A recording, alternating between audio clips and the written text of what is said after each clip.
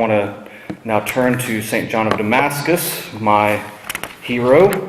And St. John of Damascus, there's so much that we could talk about.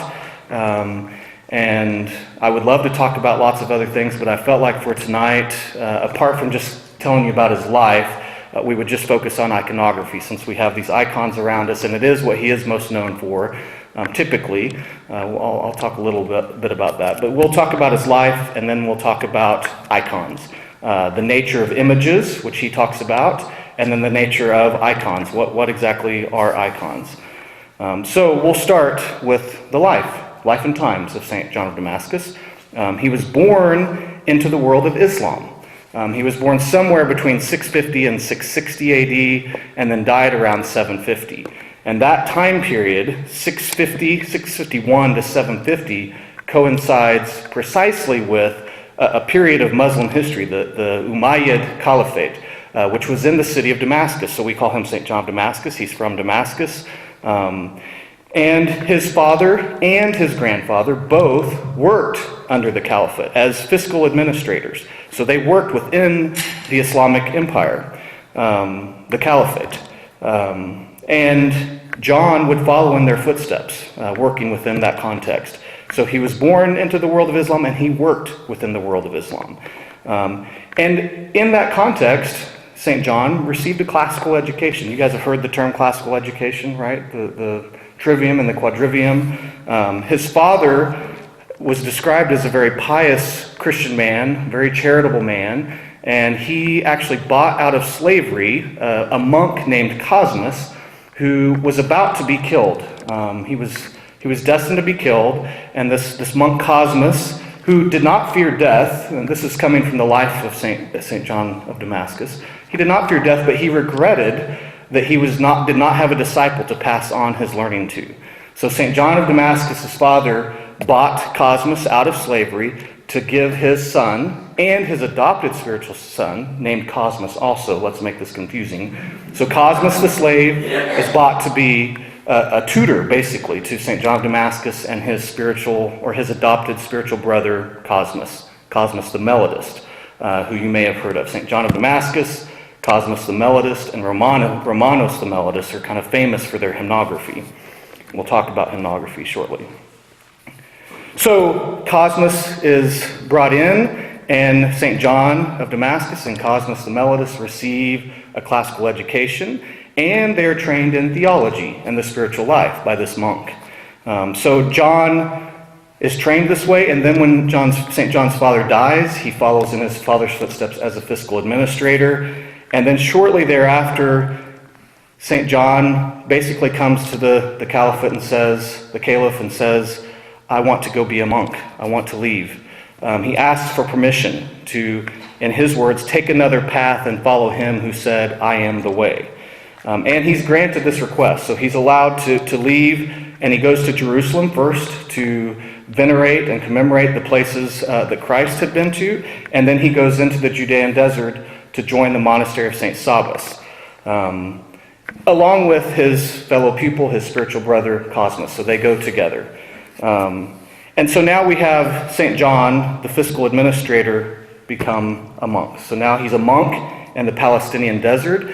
And the Palestinian desert, Palestinian monasticism is important because it's within Palestinian monasticism that Chalcedonian Christology, this process of defining and refining the faith in terms of how we understand Christ as fully God and fully man, that has been being refined in Palestinian monasticism. So Palestinian monasticism is a sort of vanguard, a buttress for Chalcedonian Christology.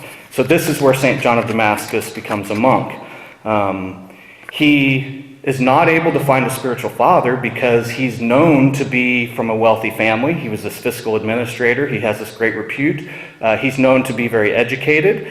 And so he's not able to find a spiritual father initially. But finally, there's an elder who says, I'll take you in as my spiritual son on the condition that you do not study anything outside of the faith. No secular learning, basically. And so St. John of Damascus, he says, okay, I can do that. I need a spiritual father. But pretty quickly, his obedience is tested. And so he has a fellow monk whose brother dies, and this monk asks St. John, he knows he's very educated, he asks him to write basically a poem, a hymn for his brother's funeral. St. John of Damascus has been told not to write, not to study, not to do anything like this. So St. John refuses. He says, I can't. Under obedience to my elder, I can't do it. The monk persists and persists and persists, and St. John finally says, okay, I'll do it. So he writes a service, which if you come to an Orthodox funeral service, that service is what we celebrate 12 centuries later. So when I talk about him being a famous hymnographer, he writes the hymnography for our Orthodox funeral service to this day. But the elder's not happy, obviously, because what? He's been disobedient. So the elder kicks St. John out of their shared cell, and St. John's brother monks, are like, you can't do this to him. I mean, he's written this beautiful service. You have to receive him back. And so the elder says, on one condition, he has to truly prove his obedience. And the test of his obedience is that he will have to clean, quote unquote, the little houses of filth and pollution, which is a reference to the monastery toilets. And St. John, and the brothers don't want St. John to know this is what the elder is going to require of him. So they're trying to hide it, trying to figure out a way to get him back with his spiritual father. St. John overhears this, and St. John doesn't say anything. What does he do? He describes himself as a humble monk oftentimes in his hymnography. What does he do? Without telling anybody, he goes straight to the toilets and cleans them. Takes care of the toilets. So he's proving his obedience without the elder ever even telling him. He just overhears this and he goes and he does it. So he's restored to the cell with his spiritual father. And the spiritual father has a vision from the Theotokos, from the Mother of God, who says, let him write. Let him write. And so this is the beginning of St. John's career as a hymnographer. So we have him born in the world of Islam. We have him classically trained. We have him become a monk in the Palestinian desert. And now he's a hymnographer. And hymns flow from him. So we have the funeral service, but maybe you know St. John of Damascus as the author of the famous Eastern Orthodox Paschal service canon. So St. John of Damascus, if you come to an Easter service, that's all you're going to hear is the hymnography of St. John of Damascus. And actually, I should have done this before. This is okay timing.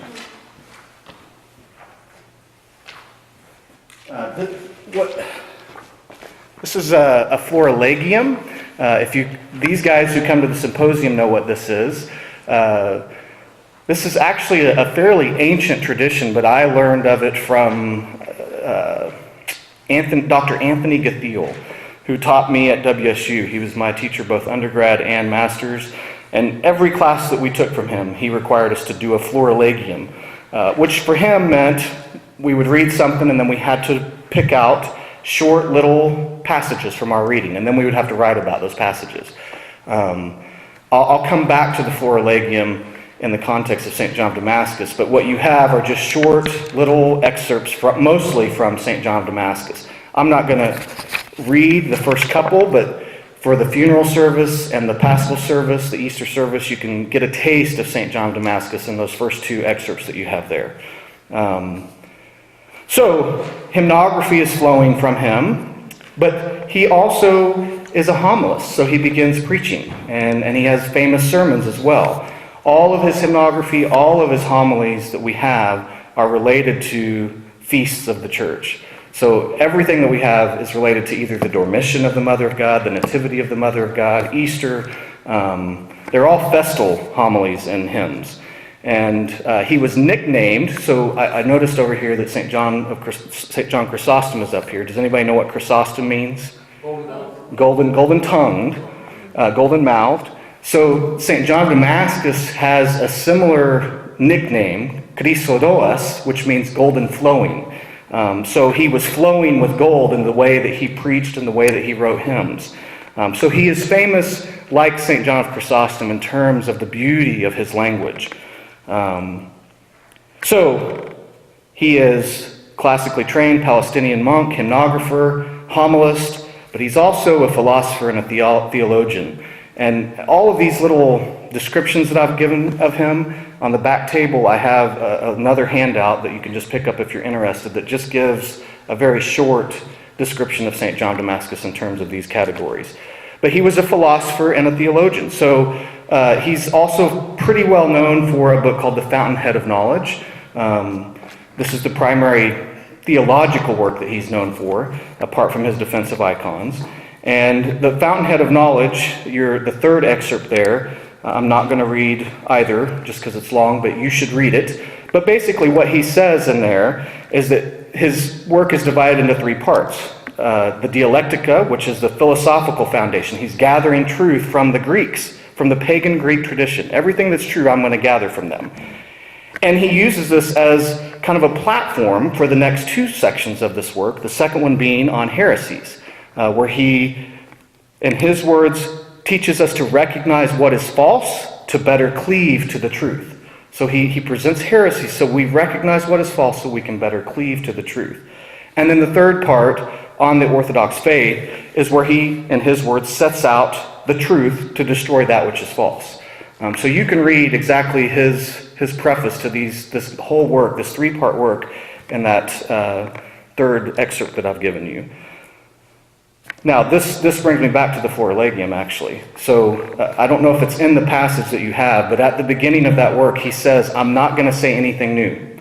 Basically, what St. John says he's going to do is he's going to go through this tradition that's been handed to him and bring in all of the important parts that has been handed down from the fathers, and he's going to present it to us. So I talked about the Palestinian desert being this place where there's been a refining and defining of the faith. So he's kind of at the end of this process, and he's going to bring it all together into this work. And so on this whole work, the Fountainhead of Faith is essentially a Florilegium. It's a Florilegium in disguise. He doesn't say that's what it is, but that's really what it is. And moreover, it's not just a Florilegium, it's also, and this is a point that Father Andrew Louth, this is really the only work in English that's on St. John of Damascus. It's a seminal, super important work. It's not cheap to get because it's published by Oxford, but Father Andrew Louth makes note in here that a very important element that's been missing in the Western context of understanding St. John of Damascus, both East and West, is that this work is typically presented as kind of a systematic theology, but it wasn't. So the first part on philosophy, 50 chapters, 50 excerpts, like the Florilegium. The second part on heresies, there's 100 chapters. And the third part on the Orthodox faith, 100 chapters. Now, when I say 100 chapters, in monastic language, that's a century, which is a famous genre that develops out of, out of Evagrius of Pontus. So in the early Christian monastic tradition, there was this practice, kind of like the Florilegium, where you would have a century, 100 short chapters, short passages that monks could reflect on to lead them to prayer. And oftentimes, if you read St. Maximus the Confessor, he has a century on love. It is deep theological language. But it wasn't just theological language for the fun of it. It was theological language that led you to an encounter with Christ. This is what real theology is, as defined by Evagrius. The one who truly prays is a theologian. And the one who's truly a theologian prays. So this form, if you buy St. John of Damascus' work today, you're not going to see that. It's not presented that way. It's presented in 4 books, and that form is lost. I've heard that Father Brian Daly is working on a new translation, and I hope that's true. I know it was. I asked him at a conference recently, and he said it's kind of on a back burner just because he's so busy. But I hope that he will fulfill that, and I would presume, knowing him, that he would bring that form back. So this famous work, this famous theological work, is really a monastic work that is meant to lead people toward a life of prayer. And you have that quote from Evagrius on your 4th item on your Florilegium.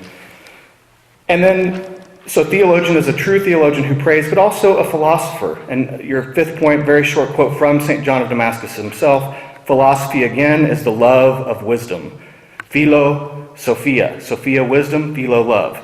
Philosophy, again, is the love of wisdom, but true wisdom is what? theos, God. Therefore, the love of God, this is true philosophy. So again, he's a theologian and a philosopher, but not in the way that we typically think of theologians and philosophers, as these abstract, disconnected intellectuals. Both theology and philosophy for St. John was meant to lead toward the love of God, toward philosophia. And then finally, before we get into the icons, he was also a poet.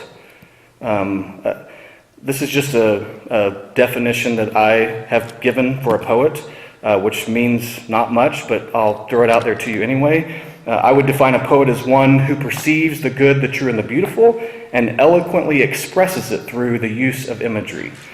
And so John's philosophy, his theology, his hymnography, his homilies, they're all image-filled attempts at describing the church's experience of an indescribable God, an incomprehensible God.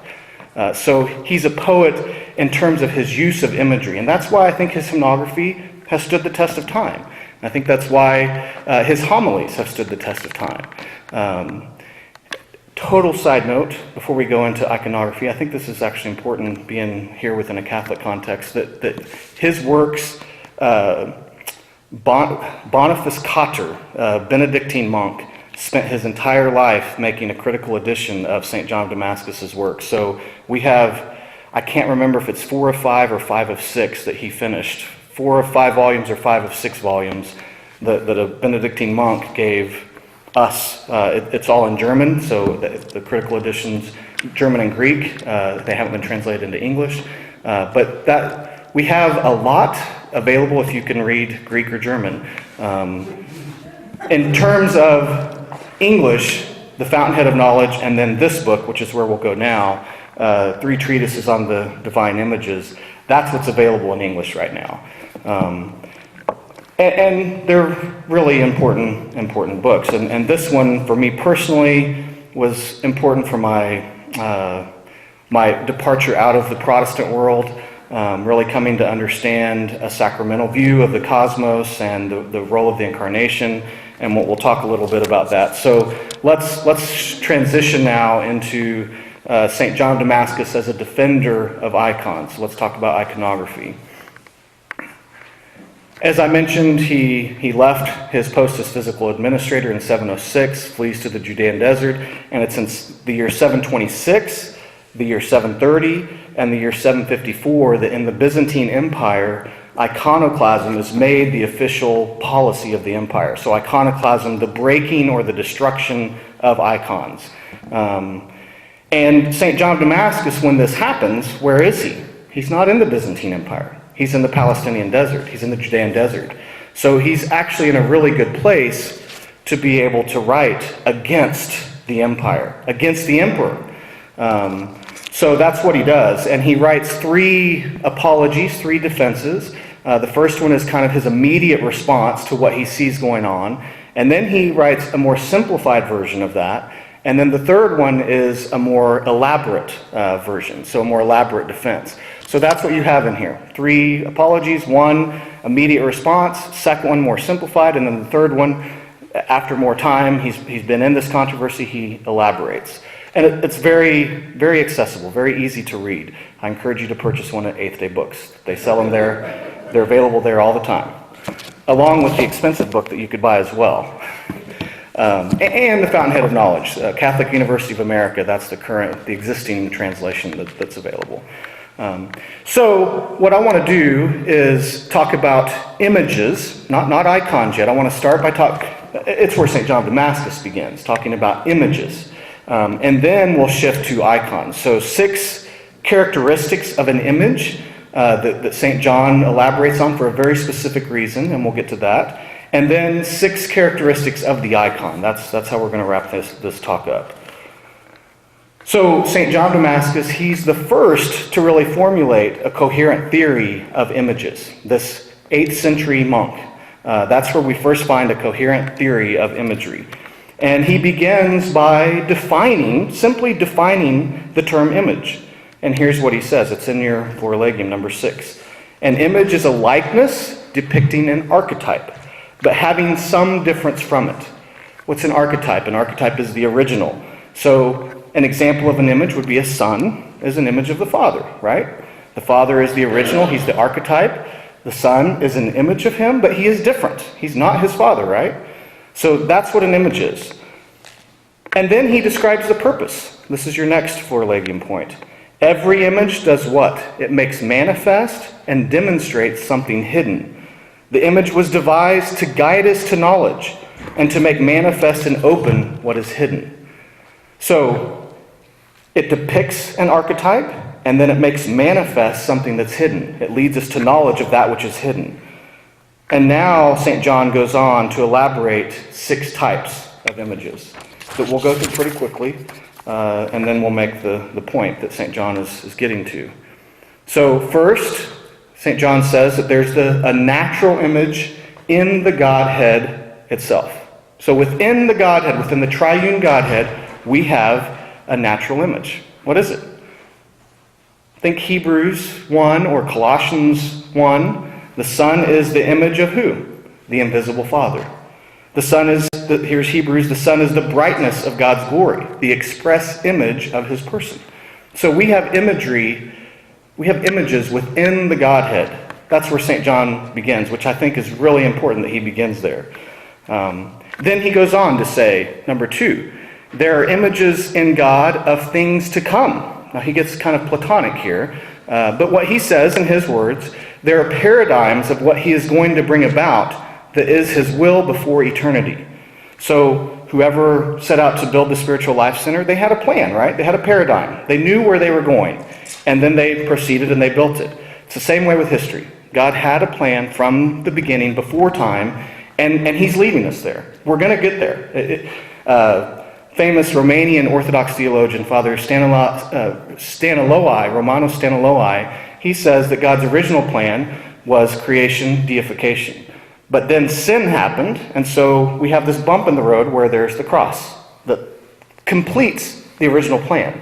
So it's just a bump in the road. But the original paradigm, the original idea was there from the beginning. So history is leading somewhere. There are paradigms, there are images in God's mind of where things are going. So the Godhead itself has imagery. There are images of where God is leading history. And then third, there are images of invisible and formless things. So the Trinity, for example. There's a famous, does anybody, I know somebody does, famous icon in the Eastern Russian tradition of the Trinity. Who knows what it is? Rublev. Very good, Jerry. I knew you would know. Rublev. This is the iconographer who painted an icon. It's not actually of the Trinity. It's of the hospitality of Abraham. So the 3 angels that come to visit, they are portrayed in this icon, and it is an image of the Trinity. So the Trinity is incomprehensible, it's invisible, but there are images that help us understand the Trinity. In a similar way, this is a 4th point that St. John goes on to make, there are images of the future that describe things to come. So Old Testament, like the hospitality of Abraham, the Old Testament is full of images of Mary, who's to come, right? Can anybody think of an image of Mary right off the bat? Ark of the Covenant. Ark of the Covenant, very good. Another one, think Moses. So Ark of the Covenant, the presence of God, right? So Mary enters the Holy of Holies, and she then becomes the mother of God and is an example for us to be temples of God. But Moses, did somebody say? The burning bush. That you have this bush that is aflame, but it's not consumed. So Mary's womb receives the Godhead that ought to burn her and consume her and totally devour her, but what? It's unconsumed. So the burning bush is an image of Mary receiving the Godhead into her womb. The uncontainable is contained in the womb of Mary. So there are images of the future. And then there are images of the past. So this would be the 5th point, 5th type of image. There are images of the past that are meant to inspire us. So these would be, this is where iconography today really becomes a very good example of this, where we have icons that portray, not so all of these saints that we have here, there are many icons of saints that around the perimeter of the icon is portrayed scenes from the life of that saint. And then we have scenes from the life of Christ. So everything that Christ did in his life, there are icons portraying that, helping us to remember the past so that we can do what? We can follow the example of these saints. We can follow the example of Christ. So there are images of the past that are meant to inspire us. And then finally, who are we as humans? We're images of God. We're made in the image of God. So these are the 6 points that St. John of Damascus makes about imagery. That there's imagery within the Godhead itself. There's imagery in God of things to come. There's images of invisible and formless things. There are images of the future that describe things to come. There are images of the past meant to inspire us. And we, as humans, are images of God. So why is John going through all these types of images? What's he up to? He's making a very important point for us to understand the theology of the icon. And that is that everything is characterized by imagery. Everything. From the Godhead itself to the entire cosmos. It's all built on imagery. So here's Father Andrew Louth again. This is point 8 in your Florilegium, who says, reality echoes reality. Images establish relationships between realities. The image, in its different forms, is always mediating, always holding together in harmony. Images in the form of pictorial icons fit into this pattern in a quite humble way. So if we go from the Godhead to icons, icons are at the bottom of this ladder. It's just a piece of wood with paint. But it's still a part of this hierarchy of imagery. And so therefore, Father Andrew goes on, to deny the icon is to threaten the whole fabric of harmony and mediation based on the image. So if we are to reject the icon, we're rejecting the very nature of the way our cosmos is created and the very nature of our God. And that's exactly what St. John of Damascus says. His conclusion is either destroy every image and establish laws against the one who ordered that these things should be, or accept the way things are. Images are built into the structure of the cosmos and the Godhead itself.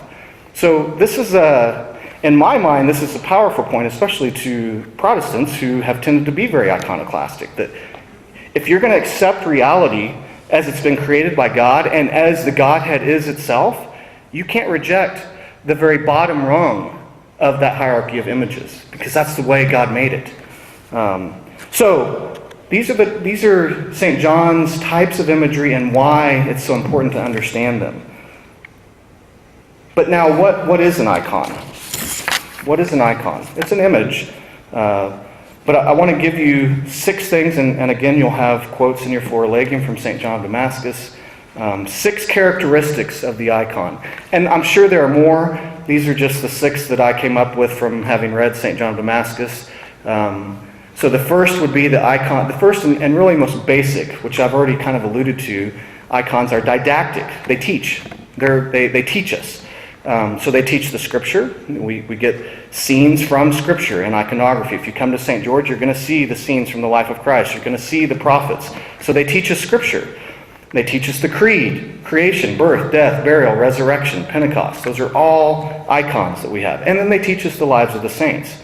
So St. John of Damascus, number 9 in your Florilegium. What the book does for those who understand letters, the image does for the illiterate.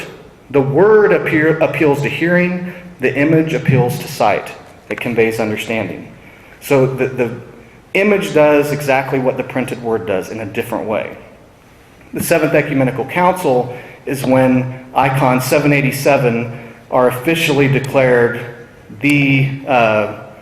they're given a Christological defense, and icons are accepted by the Church. Now, iconoclasm creeps back in, and then it takes another, it's actually Empress Irene, I believe, either Irene or Theodora. It's an empress at both the Seventh Ecumenical Council and then the triumph of orthodoxy, when icons finally are defended and made official doctrine for the Church. But so the Seventh Ecumenical Council, your 10th point there, as when we receive the sound of the reading with our ears, we transmit it to our mind, so by looking with our eyes at the painted icons, we are enlightened in the mind. Through 2 things following each other, that is, by reading and also by seeing the reproduction of the painting, we learn the same thing. That is, how to recall what has taken place. For when the faithful hear the gospel with the ears, they exclaim, "Glory to thee, O Lord." And when they see it with their eyes, they send forth exactly the same doxology. For we are reminded of this life among men. That which the narrative declares in writing is the same as that which the icon does in colors. And then finally, I do want to read this one too, just because icons are not just to be in churches. And this is made very clear in this little piece from the Seventh Ecumenical Council.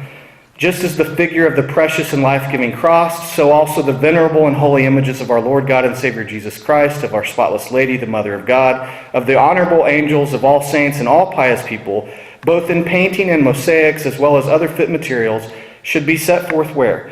In the holy churches of God, and on the sacred vessels, and on the vestments, and on hangings both in houses and by the wayside.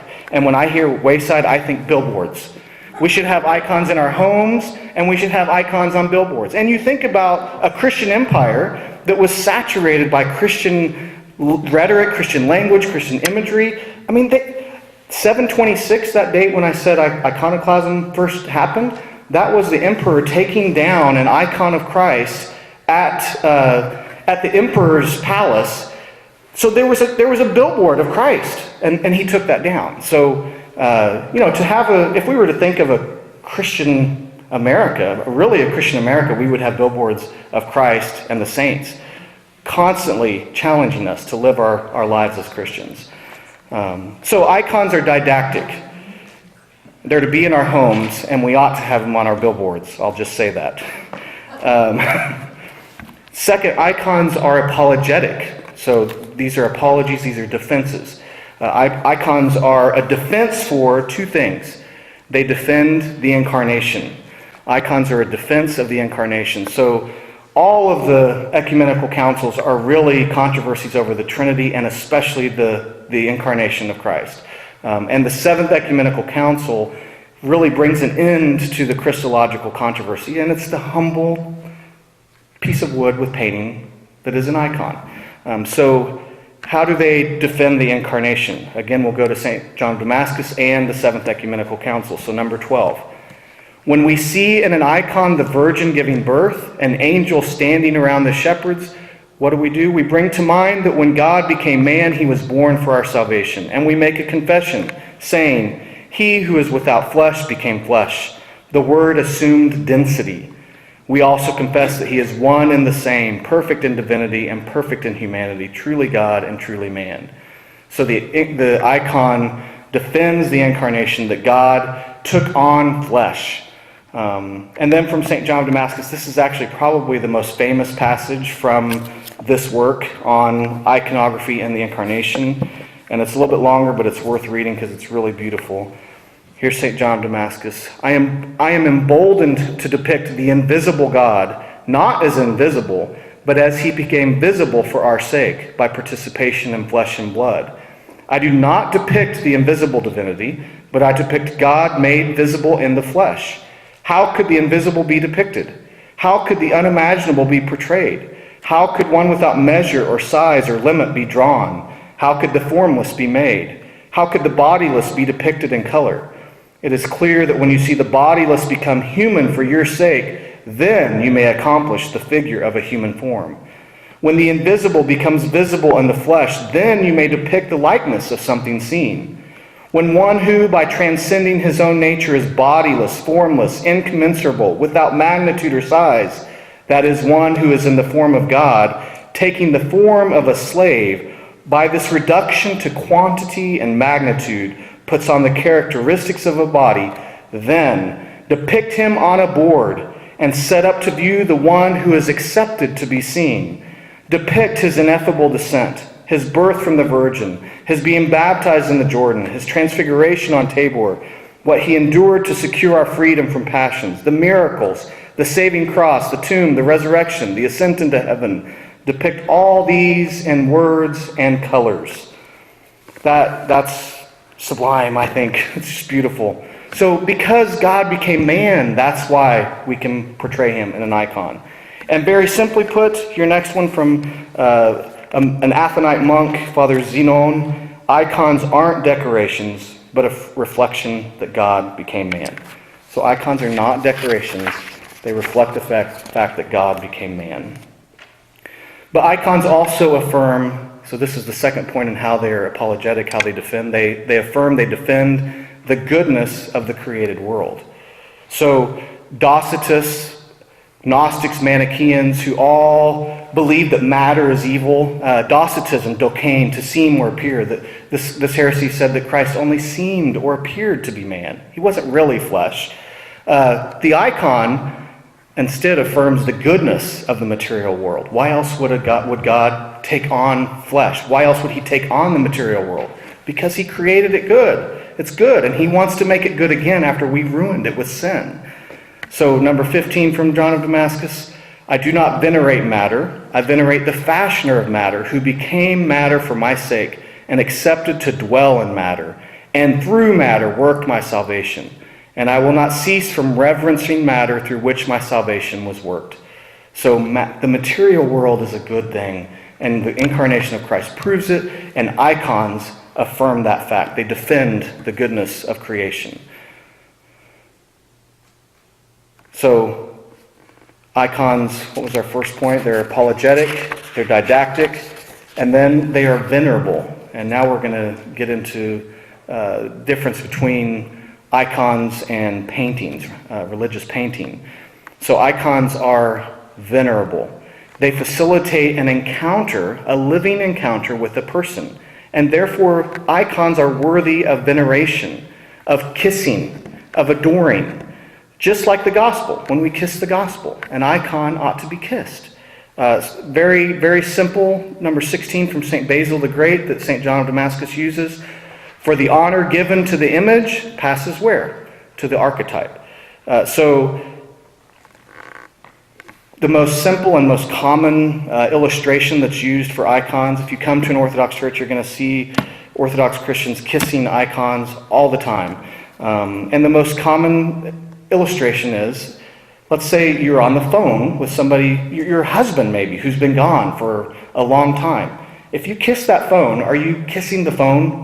No, you're kissing your husband who's on the other end of the phone. So an icon, when you kiss an icon, even though you're kissing that wood, the kiss is not going to the wood. It's going to the archetype behind it. So icons facilitate an encounter with the person, and that's why they're venerable. Not just because the wood ought to be kissed. It's the person that is portrayed there.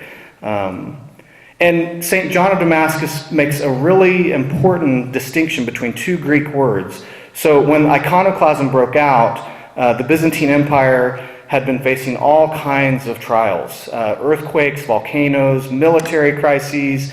There was just a lot of trouble going on, and people began to basically blame iconography, that God is punishing us for worshiping idols. And so St. John of Damascus, he makes this distinction. You'll get two Greek words tonight. You don't have to remember, but I'm going to teach them to you anyway. Latreia and proskunesis. Proskunesis. Latreia, proskunesis. Latreia means total devotion to God, worship of God alone. But proskunesis means veneration. And we see this in the Old Testament. So Abraham, when he bows before the Hittites, proskunesis is the word that's used in the Septuagint, in the Greek translation. He venerates. Jacob, when he venerates his brother Esau 7 times, proskunesis. He's not worshiping Esau, he's venerating him. Joseph's younger brothers, when they come back and find Joseph in Egypt and they bow down, same word. They're not worshiping him, they're venerating him. So veneration is a form of honor, adoration, love, respect, not worship that belongs to God alone. So icons are venerable. We don't worship them, we venerate them. We honor the person that is depicted in the icon. So didactic, apologetic, venerable, and then liturgical, number 4 of 6. So we're getting toward the end. And I don't have much to say about this except to say that an icon isn't complete by itself. I guess we'll tie the last one, venerable and liturgical, to this context. That art is put in frames and just there to look at and to admire. But an icon is to be venerated, and it's to be used within a liturgical context. Whether it's in a liturgy, whether it's private prayer, it's liturgically oriented. And outside of that liturgical context, it becomes religious art. So honestly, when I prepared this and then I read, do not touch these, the only way that I would give any iconographic element to these, is they definitely seem to be following the canon. So there are very strict rules about how to portray saints, and they seem to be following that. And iconographers have a very strict rules about how they are to do it, which involves fasting and prayer. It's a very spiritual exercise. So that may be the case with these, I don't know. But the fact that we can't touch them, that you can't venerate them, that they're not within a liturgical context, I would question whether these are icons. To me, these are more religious art because we're not using them liturgically. We're not venerating them. We're not allowed to kiss them. We're not allowed to give them the honor that is due them. So you can push back on me on that, but there's my 2 cents. It just was shocking to me when I read "Do Not Touch," and I get it that an artist spent a lot of time on these, but the artist spent a lot of time on portraying holy people that deserve our veneration and deserve for us to be praying to them. And maybe they are used that way here. So again, I'm speaking out of ignorance. I'm not at the Spiritual Life Center a lot, but I question them as icons. So liturgical and also ascetical. This is tied to liturgical. Most people wouldn't think of icons as being ascetical.